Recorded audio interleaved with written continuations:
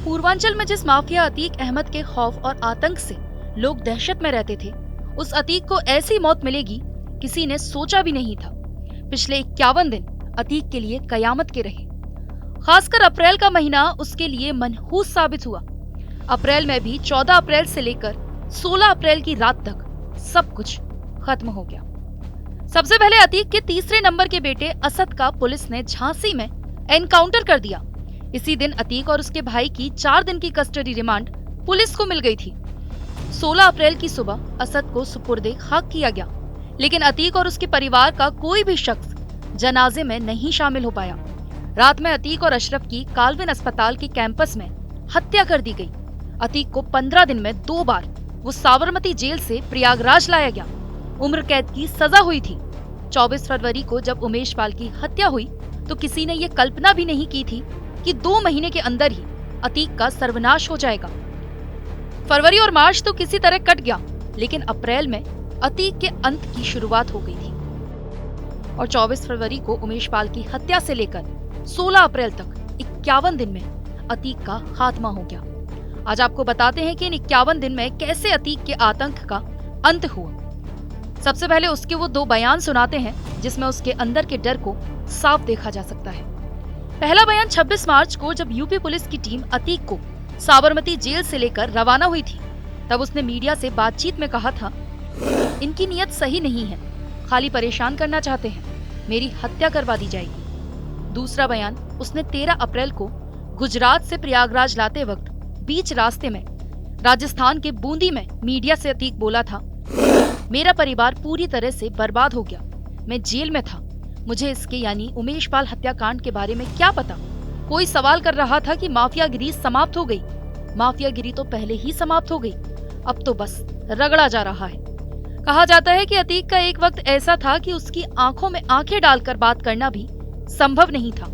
5 feet 6 inch की गठीली कदकाठी के इस बाहुबली के जमीन हड़पने, रंगबाजी, किडनैपिंग के कई बड़े किस्से मशहूर हैं। अतीक ने कारोबारी का लखनऊ में अपहरण किया, जेल में पिटाई की और 45 करोड़ की संपत्ति साइन करवा ली। घटना का वीडियो बनाकर सोशल मीडिया पर वायरल किया जाता है ताकि लोगों में दहशत बनी रहे। ये घटना 26 दिसंबर 2018 की है। कारोबारी का नाम मोहित जायसवाल है। 29 दिसंबर 2018 को मोहित जायसवाल ने अतीक के खिलाफ FIR दर्ज कराई थी। इसमें लिखा, अतीक ने अपने गुर्गों के जरिए गोमती नगर से उसका अपहरण कराया था। तमंचे के बल पर उसे देवरिया जेल ले जाया गया। यहाँ माफिया अतीक अहमद ने उसे एक सादे स्टैम्प पेपर पर दस्तखत करने को कहा। जब मैंने इनकार कर दिया तो अतीक ने बेटे उमर और गुर्गे गुफरान, फारूक, गुलाम और इरफान के साथ मिलकर मुझे तमंचे और लोहे की राड से बेतहाशा पीटा।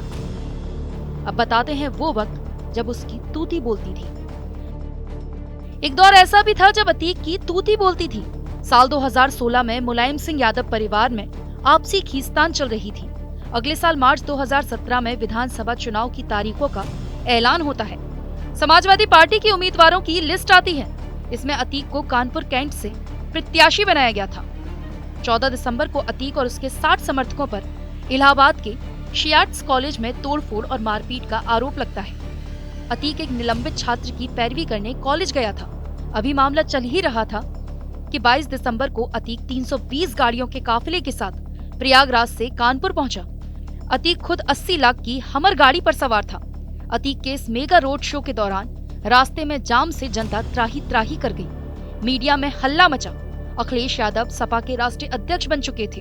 उन्होंने साफ कर दिया कि उनकी पार्टी में अतीक के लिए कोई जगह नहीं। अतीक सपा से बाहर कर दिए गए। वहीं शियाट्स मामले में हाई कोर्ट ने यूपी पुलिस को फटकार लगाते हुए अतीक को गिरफ्तार करने का आदेश दे दिया। फरवरी 2017 में अतीक को गिरफ्तार कर लिया गया। इसके बाद से अतीक जेल में ही था। 2017 में अखिलेश यादव को चुनौती देते हुए अतीक ने कहा था, कई बार निर्दलीय जीता हूँ, टिकट कटता है तो कट जाए, अपना टिकट खुद बना लूंगा। जानिए आखिर माफिया अतीक के गैंग के खात्मे की पटकथा कहां से लिखी गई। दरअसल माफिया अतीक अहमद के खात्मे की पटकथा प्रयागराज के धूमनगंज में 24 फरवरी 2023 को पूर्व विधायक राजू पाल हत्याकांड के मुख्य गवाह उमेश पाल की हत्या के वक्त ही लिख दी गई। इसी दिन शाम को करीब 5 बजे वकील उमेश पाल कार का गेट खोलकर उतरते हैं। इतने में 7 शूटर्स उन पर फायरिंग और बम फेंक देते हैं। हमले में उमेश और उनके 2 गनर की भी मौत हो जाती है। पूरी घटना सीसीटीवी में कैद हो गई। उमेश पाल की पत्नी जया पाल ने अतीक अहमद के साथ अशरफ, पत्नी शाइस्ता परवीन और उसके 2 बेटों और अन्य के खिलाफ मुकदमा दर्ज कराया। इसके अगले ही दिन 25 फरवरी को विधानसभा में सीएम योगी ने अखिलेश यादव के सवाल पर जवाब दिया। सीएम ने साफ कहा, हम माफिया के खिलाफ हैं, उन्हें मिट्टी में मिला देंगे, हम किसी भी माफिया को नहीं छोड़ेंगे। सीएम योगी के इस बयान ने माफिया की नींद उड़ा दी, क्योंकि योगी खाली बयान नहीं देते हैं, वो जो कहते हैं वो करते हैं। फिर क्या, अतीक और उसकी गैंग का गेम ओवर करने का टास्क एसटीएफ चीफ अमिताभ यश और आईपीएस अनंत देव को मिला। इन दोनों नामों से यूपी में माफिया थरथराते हैं। अब अतीक गिरोह के खात्मे के लिए दोनों एक साथ हैं। इनकी टीम में एसटीएफ के करीब 200 जवान हैं। ये टीम यूपी के साथ 8 राज्यों में गिरोह के सदस्यों को तलाश रही थी। एक टीम नेपाल और थाईलैंड भी गई थी। टीम ने 27 फरवरी को पहला एनकाउंटर अरबाज का, दूसरा 6 मार्च को उस्मान चौधरी का किया। 13 अप्रैल को अतीक के बेटे असद और उसके साथी गुलाम का किया। 4 शूटर्स के एनकाउंटर के बाद भी अभी मोस्ट वांटेड साविर, गुड्डू मुस्लिम और अरमान फरार हैं। अतीक और उसका भाई अशरफ, इन दोनों की हत्या हो चुकी है।